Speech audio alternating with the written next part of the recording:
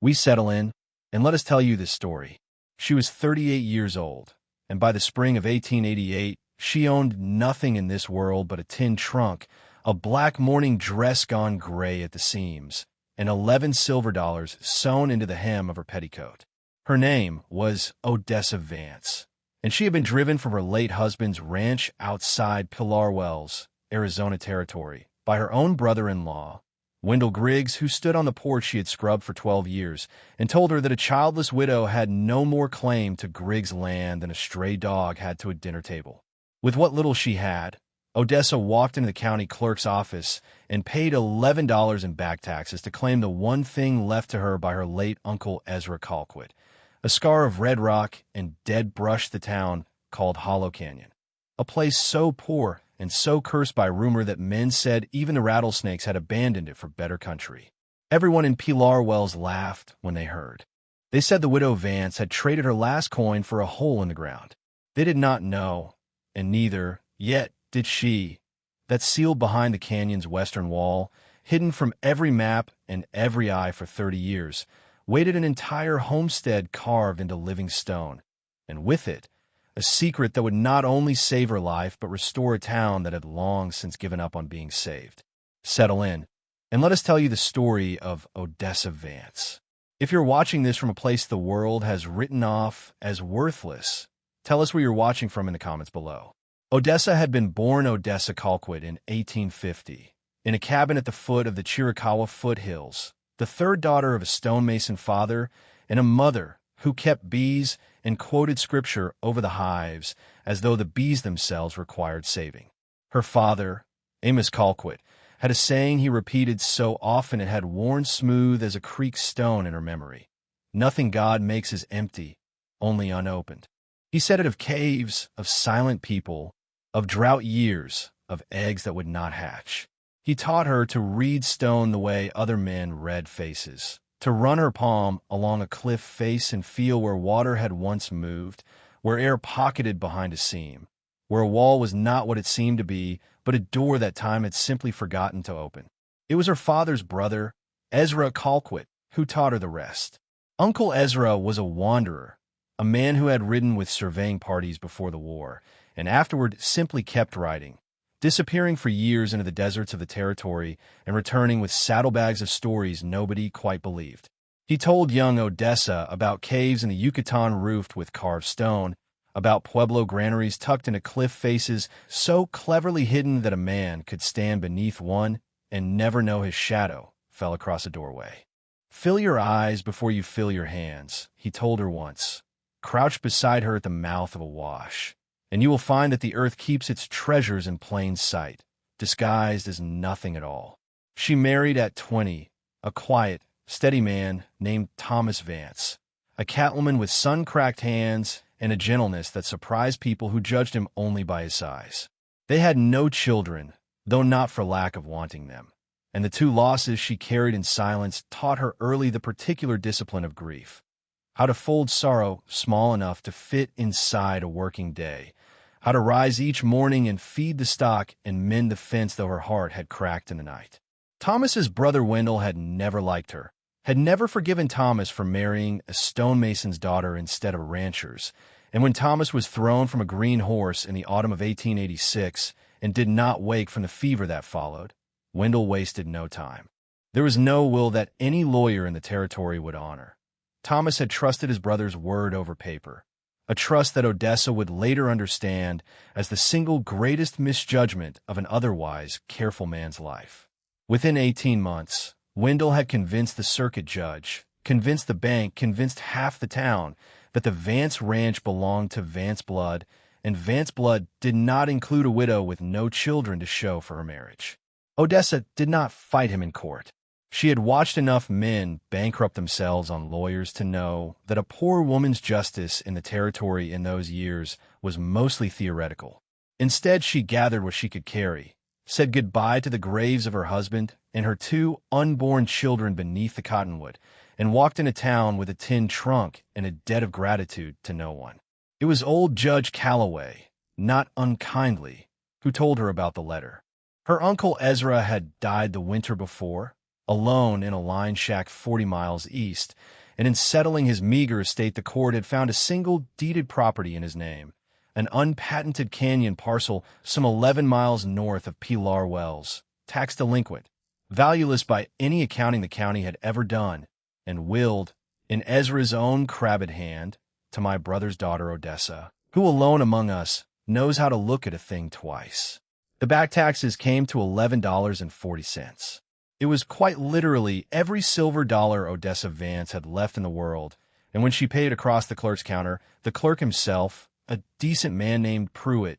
tried gently to talk her out of it. "Nobody wants that canyon, ma'am," he said. "Old Ezra used to call it the vault like it was some kind of joke. There's no water in it that anybody's ever found, no grass worth grazing, and the walls are so steep a goat would think twice. You'd do better to keep your money for a room at the boarding house." But Odessa had nowhere left to spend $11 that would buy her more than a week's shelter, and something in her, call it her father's stonemason blood, call it Ezra's old sing rising up in her like a tide, told her that a place her own uncle had troubled to keep, to pay taxes on for 30 years while living otherwise like a man who owned nothing, was not nothing at all. She signed a paper. The men in the clerk's office exchanged looks she pretended not to see. By nightfall, the whole of Pilar Wells knew that the widow Vance had spent her last coin on a canyon full of rattlesnakes and regret, and more than one person, passing her on the boardwalk in the days that followed, did not trouble to hide their smiles. She walked the 11 miles north with her trunk lashed to a borrowed mule, because she could not afford to hire a wagon, and she reached the canyon's mouth as the sun was dropping copper and gold behind the mesa. Hollow Canyon opened before her like a wound in the earth, its walls banded red and rust and pale ochre, rising sheer on either side of a dry wash choked with palo verde and prickly pear. It was, she would admit to herself later, exactly as ugly and as hopeless as the town believed. There was no cabin, no windmill, no fence line, only stone and silence, and the wind moving through it with a sound like breath drawn slow through a narrow throat. She made her camp that first night at the canyon's mouth, too tired and too proud to weep, and told herself that whatever came next, she had at least chosen her own poverty instead of having it handed to her by Wendell Griggs's charity. It was on the fourth day, while searching for water she was beginning to fear did not exist, that she found the seep. A green smear of maidenhair fern clinging low on the western wall. In a place no ranchers I would have paused over, told her what her father had taught her to read in stone 30 years before. That water moved behind that wall, patient and hidden, the way it always did in country that looked driest. She knelt at the base of the fern and dug with her hands until her fingers found not simply damp earth, but the edge of something worked, something that was not natural stone at all. A lintel, hand-shaped, half-buried under decades of wind-blown sand,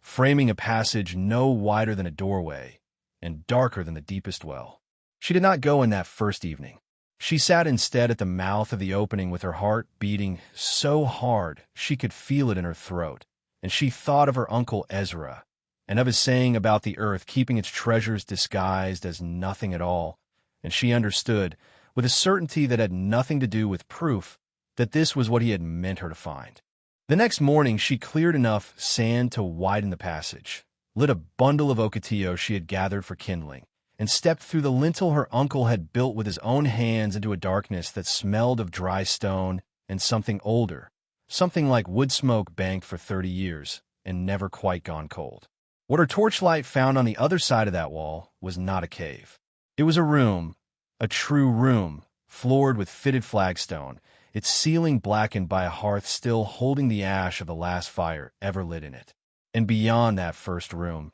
as she moved deeper with her light trembling in her hand, she found another and another, a chain of chambers cut and finished into the cliff face itself, each one opening onto a narrow interior gallery that ran the length of the canyon wall like a spine, hidden entirely from the outside by an overhang of rock that threw the whole face into permanent shadow from below. There were shelves carved directly into the stone, holding clay ollas still sealed with wax. There were sleeping alcoves lined with the rotted remains of woven mats. There was, unbelievably, in the largest chamber, a stone cistern fed by a channel cut so cleverly into the rock that she could hear, even now, the whisper of water moving somewhere behind the wall, collecting drop by patient drop from a spring the canyon had kept secret from every dry-eyed rancher who had ever ridden past its mouth and called it worthless. It took her 3 more days of careful searching, moving chamber to chamber with her torch and her father's old habit of reading stone, before she understood that she had not found a hiding place. She had found a home, an entire homestead,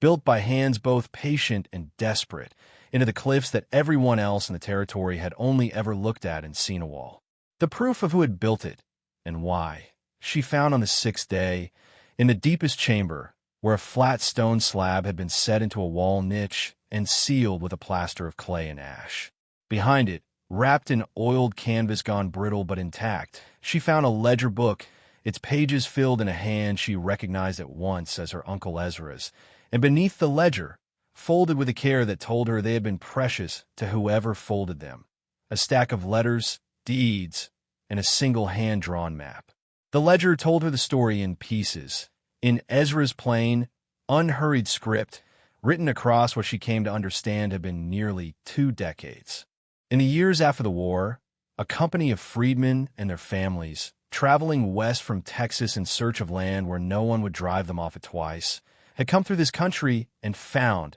as Odessa had, the green fern on the canyon wall and the door behind it, led by a man named Solomon Judah Free, a name he had taken for himself. Ezra's ledger noted with something like reverence on the day he walked off a Texas plantation for the last time. They had settled into the cliff chambers because a hidden home was the only kind of home the world seemed willing to let them keep. They had farmed a hidden terrace lower in the canyon, watered from the same spring, growing corn and beans in narrow shelf fields that could not be seen from above or from the mouth of the wash. They had lived there nearly 11 years, by Ezra's count, trading quietly and carefully with a handful of trusted merchants in Pilar Wells and the neighboring settlements, never announcing themselves, never drawing the attention that had followed black homesteaders elsewhere in the territory in a violence and ruin. Ezra Colquitt, young then, a surveyor's assistant riding through on a mapping contract,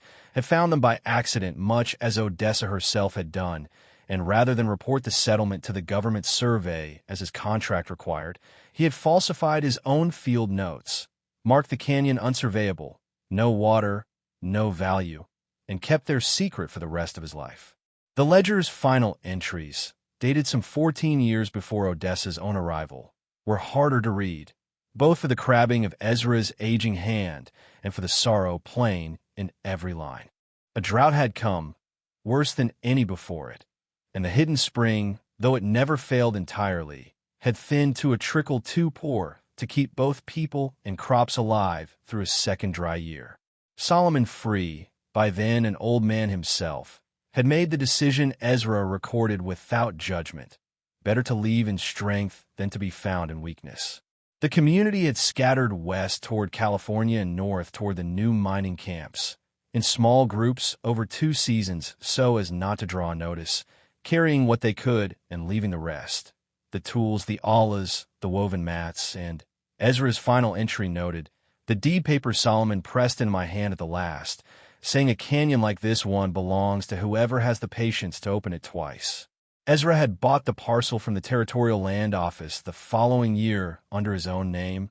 quietly, paying the taxes on a worthless canyon for 3 decades rather than risk a survey crew finding what lay behind its western wall and scattering the last proof that Solomon Free and his people had ever lived free at all. Among the letters, Odessa found 3 addressed simply to whoever comes after, written in a careful, self-taught hand she came to understand was Solomon Free's own. Instruction for the cistern's channel, a warning about a false floor in the 3rd chamber that concealed a second cistern kept for drought years exactly like the one that had finally driven them out, and a request, plain and unadorned, that whoever found this place would understand it had been a home, not a hiding hole, and would treat it as such. Odessa sat in that chamber long after her torch had guttered low, weeping in the dark for people she had never met, and understanding at last what her Uncle Ezra had truly willed her. Not a canyon,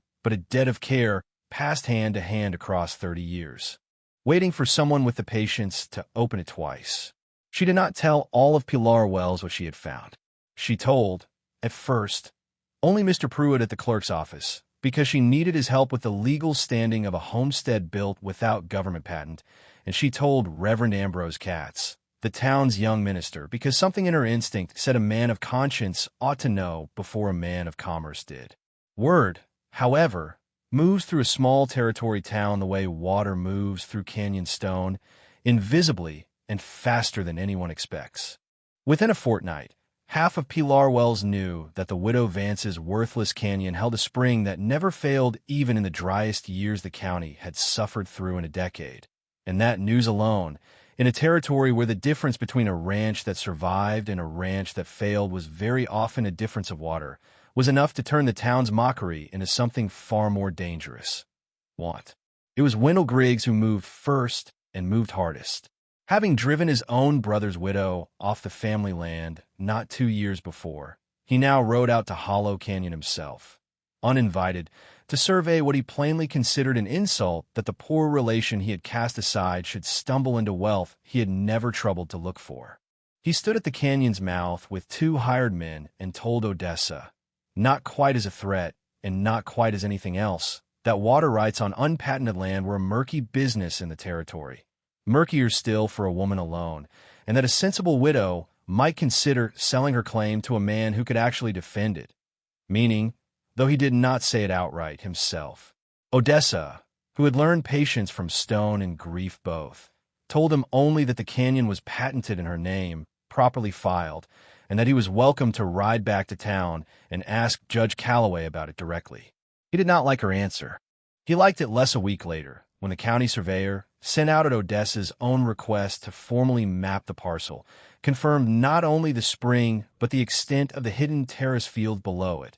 fields that, properly cleared and replanted, could sustain crops through drought years that had broken half the small ranches in the valley. The conflict did not stay confined to Wendell Griggs for long. Silas Ambrose Deal, who held the mortgage papers on nearly a third of the failing ranches around Pilar Wells through his position at the Territorial Bank, understood water rights rather better than most, and understood, too, that a canyon spring reliable enough to survive the drought of '87 was worth a great deal more to him as a controlled asset than as a gift freely given by an eccentric widow to a town that had laughed at her. He came to Odessa with an offer dressed as generosity. The bank would purchase the canyon outright, at a price he called more than fair, and would manage the water sensibly, for the good of all, which Odessa understood plainly enough to mean ration to whichever ranchers kept current on their loans, and withheld from whichever did not. When she refused him, gently but without hesitation, Deal's manner cooled considerably, and within days rumors began moving through town of a different, uglier sort, that the widow Vance had no true legal claim at all, that Ezra Colquitt's deed was decades out of date and possibly fraudulent, that a woman living alone in a canyon full of Indian ruins, as some now called it, ought to be looked into by the territorial marshal for her own protection and the town's.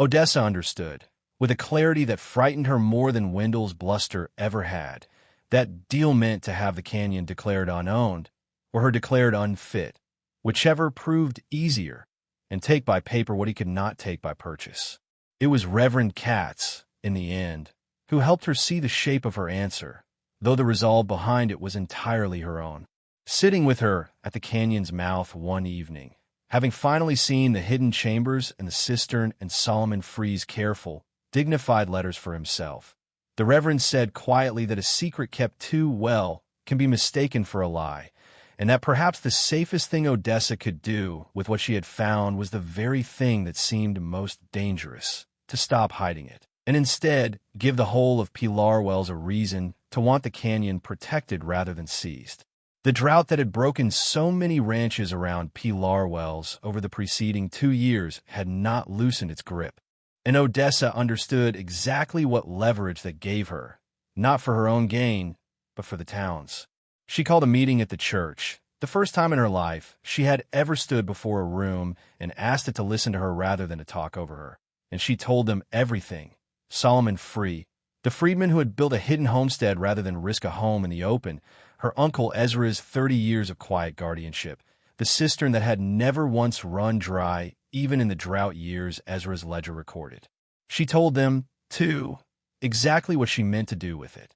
Not sell it to the bank, not hoard it for herself, but open the lower terrace fields in the canyon spring to any family in the valley willing to share the labor of clearing and planting them, on terms recorded honestly and fairly, with the deed remaining in her name precisely, so that no bank and no Griggs could ever again treat the water as a weapon against a struggling neighbor. She reminded them, in words she had not planned, but that came to her plainly as she stood there, that the very people who had built that hidden homestead had done so because the open world had refused them a home, and that it seemed to her a poor use of what they'd left behind to let that same meanness take root a second time in the same stone. Not everyone in that room came around easily. Wendell Griggs called it foolishness dressed up as charity, and Silas Deal, cornered by open testimony he could not quietly buy his way around, tried once more to raise doubts about the legality of Ezra's old deed, only to be met by Judge Calloway himself,